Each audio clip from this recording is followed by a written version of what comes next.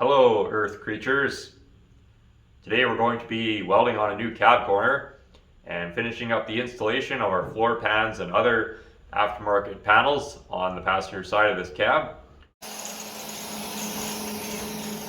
Also, you're going to want to stick around to the end of the video. There's a pretty big announcement on the fate of this channel here.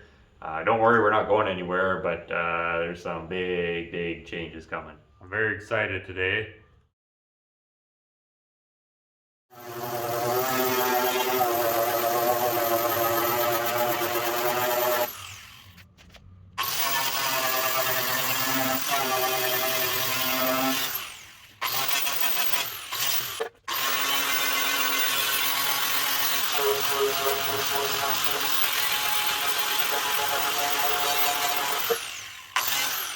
I'm just using one of these fiber Scotch-Brite wheels to take the paint and primer off. I don't like using grinding discs as they remove metal, but this just removes paint. It's actually my first time trying this specific brand. I've used the cheap ones before, but story behind this is I went to the bolt store because I needed 4 grade 8 bolts. And when I went there, they have this policy where you have to buy at least $5 worth of merchandise. And so I became frightened, and then I panicked, and I bought this so that I could get my bolts. And I'm actually really happy with this, though. It works really good. So that was a good impulse purchase. But that's the story of the Scotch-Brite paint stripper wheel. Aren't you all amazed?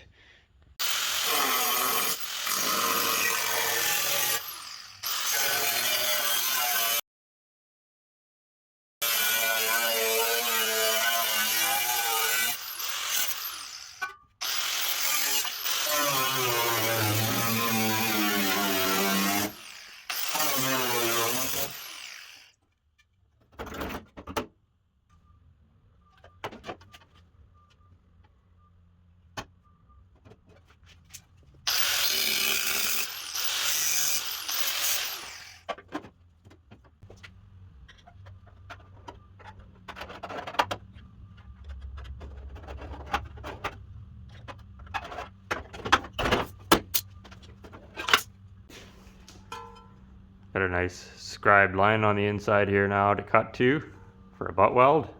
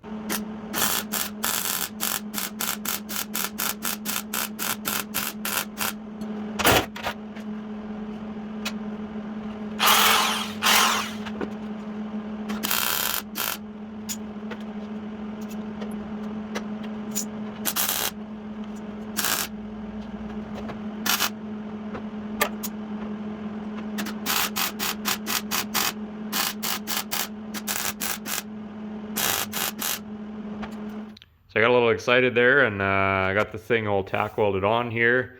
You've seen me tack weld stuff on before probably. If not, I just start here and just do a tack every inch or so all the way across here until it's on there.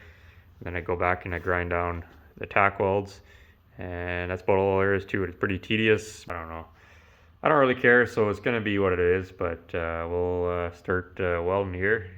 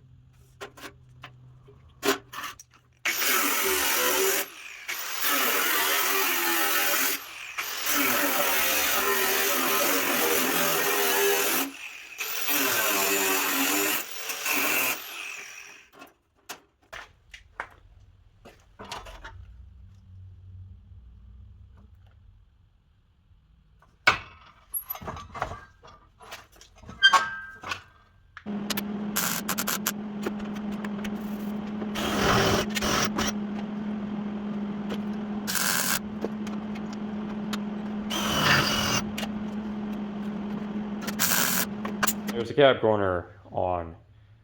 These things don't fit all that great, but I don't know. We made it work. Probably noticed that there's still a lot of missing metal here. That's another problem for another day. We got to reconstruct that whole bottom there.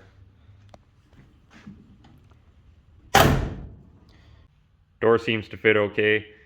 With these little joints at the bottom here, I just put a heavy tack on the top and on the bottom, which helps me to when I'm aligning everything. And then when before paint or whatever, I'll just glorp in some seam sealer into that joint. I usually just leave the bottom open. I don't know if that's right or not, but at least that way it's got somewhere to drain. And then, yeah, just a nice little bead of seam sealer in there. So it looks something like this when it's done. I guess a guy could fully weld it, but then, you know, you bodywork it out and then it just looks like some hack just kind of mudded up the whole truck and everything. So I try to keep that factory seam there. And so there's a terrible situation here. This inner kick panel, cowl panel or whatever, if we look at it, you can see that it doesn't fit very good with the original panel. It's too tall here. So there's a proper way to fix that. And there's the hack way. And so we're going to do it the hack way. The proper way would have been to painstakingly hammer and dolly all this before we started welding it in and get it fitting perfect and then tack it in. But this is how we're going to do it now, because I'm out of time and out of cares to give.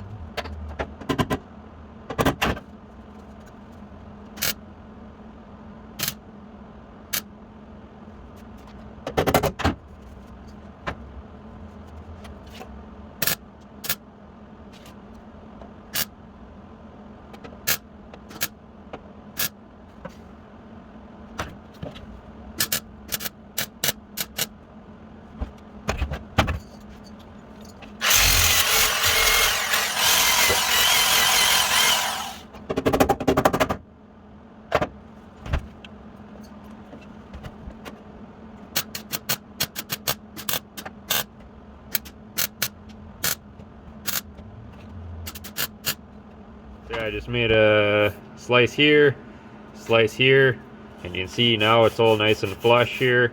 Doesn't really matter on the inside panel, but whatever. We're here, so we might as well make it fit.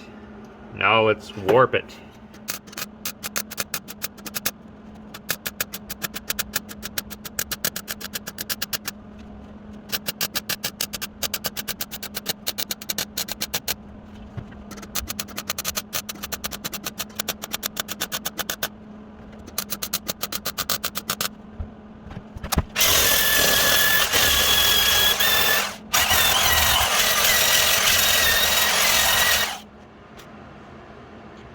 There's a completed repair there, well, partially completed. I still have to weld this seam here. Problem is that somebody has gone in here and brazed a patch in at one point, so I need to replace all of this. So I'm going to weld the rest of this after I get this piece in as well. But that's a problem for a future episode. Not a show quality repair, but for less than 10 minutes work, we don't have that weird ridge there anymore. It's nice and flush. And so certainly good enough for this truck. Now we can move on to the final step here, which is welding in this inner rocker panel and floor piece here. It's kind of the last patch panel to weld in on this side. That last aftermarket patch panel anyways, still a lot of welding to do. So let's start welding.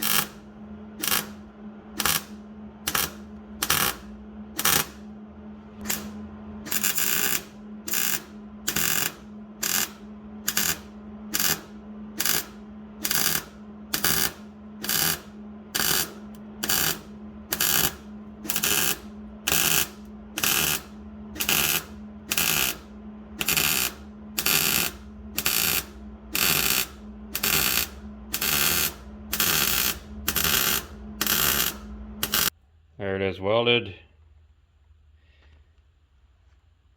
Just wanted to say that I don't endorse welding stuff all in one pass like that, unless you want to make a mess.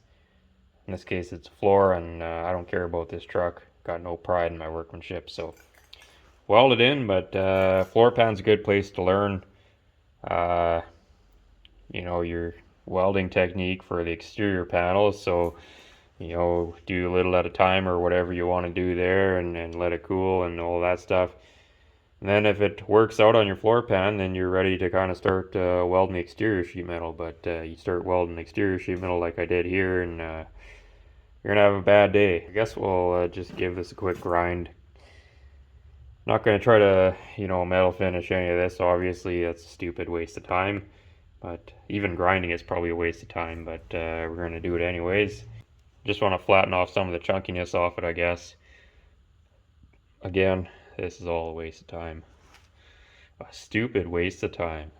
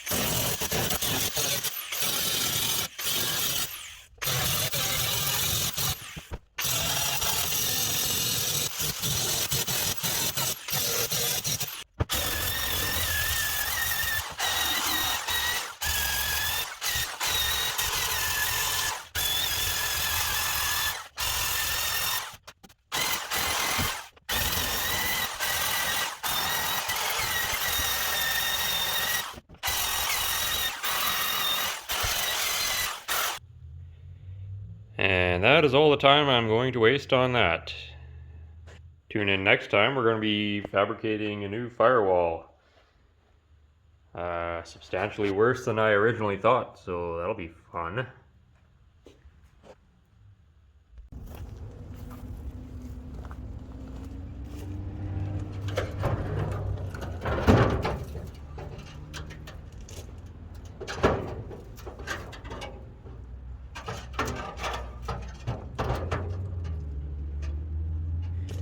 So I decided to dump some oil down the cylinders. I was told that this engine ran at some point, but then it sat for who knows how long with no carburetor and no fuel pump. So, of course, it's seized now. So we're just gonna attempt to, I guess, let it soak with some oil for a while, and then we'll see if it pops loose. At this point, we're trying to use a filter, and then we just decided to dump the oil in straight. This is just all the fluid that I'm now watering my lawn with. But I think it came out of the transmission on the 66 Chevy there. We're just recycling it now. Waste not, want not. And doing a fine job of spilling it everywhere, Kyle. Next series of problems is that somebody put some sort of contraption on the firewall, which is now preventing us. Oh, this looks like a good idea. Nope. Spilled everywhere. Nice work, Kyle. Nicely done.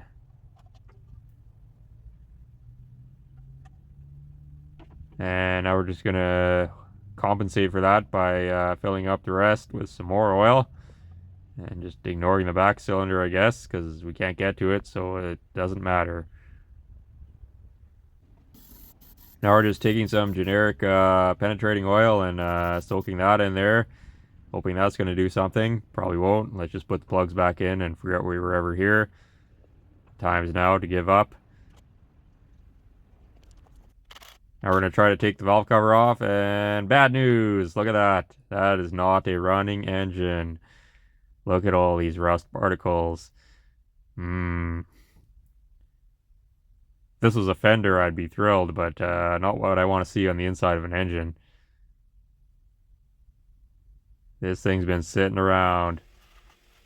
So now we're going to commence to suck some of it out. And as we're doing this, we're starting to realize that this is going to take more than the 30 seconds that we were hoping to spend on it. So we're going to have to revisit this later. But we're just giving it the initial suck right now.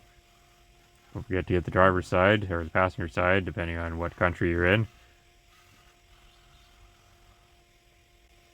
And now we're going to employ a screwdriver to do some scraping here. Not really helping. That's okay. Just keep doing it. Important to be gentle here. You don't want to damage the precision internal components of this fine engine here.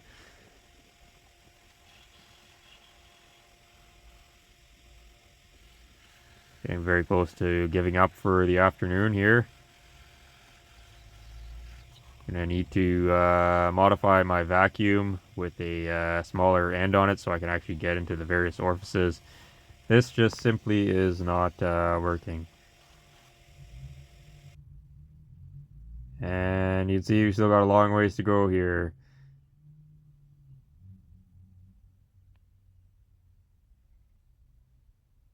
Definitely have at least one stuck valve. Not looking too promising. I'm sure there's going to be more than one though. Possibly some bent push rods if they actually did in fact have it running.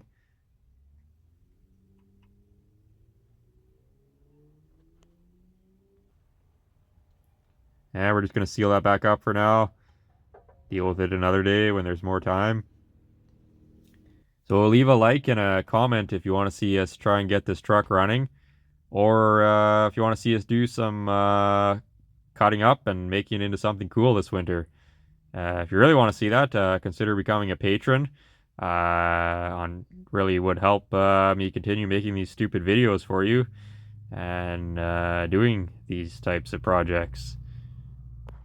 Big shout out to all the folks who are patrons of the show or who have sent in donations. It really helps me out. And some of you have said that it actually helps you watching me suffer through these miserable projects.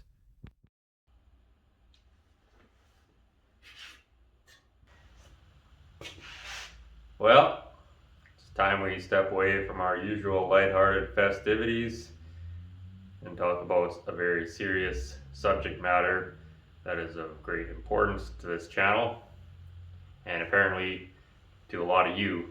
At least we know that now after reading through the comments on the last video. Of course, we're talking about the status of my hair.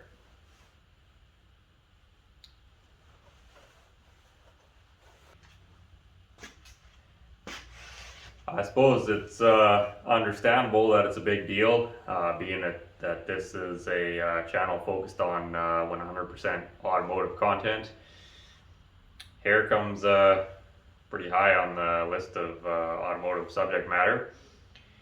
So, you know, I gotta come clean about something here, and I apologize in advance. You know, if I had known this was such a big deal for you all, I would have come clean a lot sooner, but I think it's better late than never. I don't know how to say this, but fact of the matter is that this is a toupee. I've actually been completely bald ever since grade 7 when I lost my real hair in a game of craps. Been wearing hair pieces, joined the hair club for men, of course, and so that's what we've been doing. And kind of a unfortunate incident happened last week. I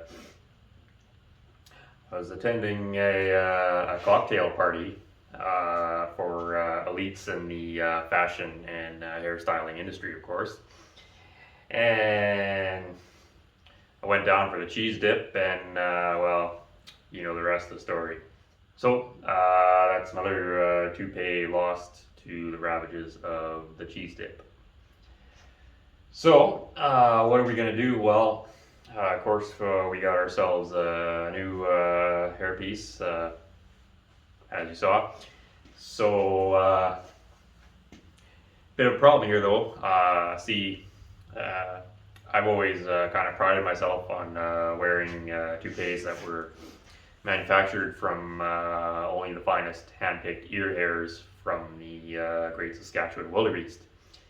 And those of you who've been kind of paying attention to current events know, of course, the government, in their inherent wisdom, have now declared the Saskatchewan wildebeest as a endangered species.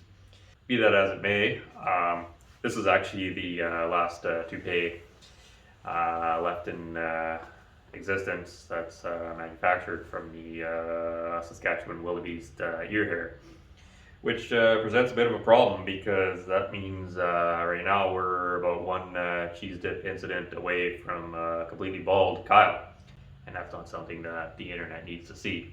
So I'm sure once the shock of all this wears off, you're all going to be kind of wondering, well, how can we help out? And believe it or not, there is a way that you can help me out quite a bit, actually.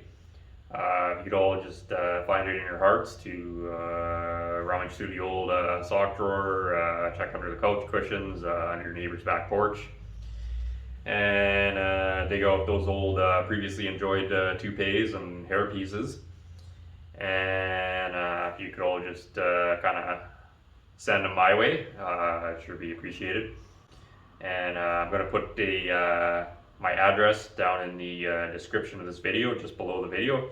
So check the description. I'll put my address in there, and you can all hopefully help me out with the toupee situation. Be much appreciated.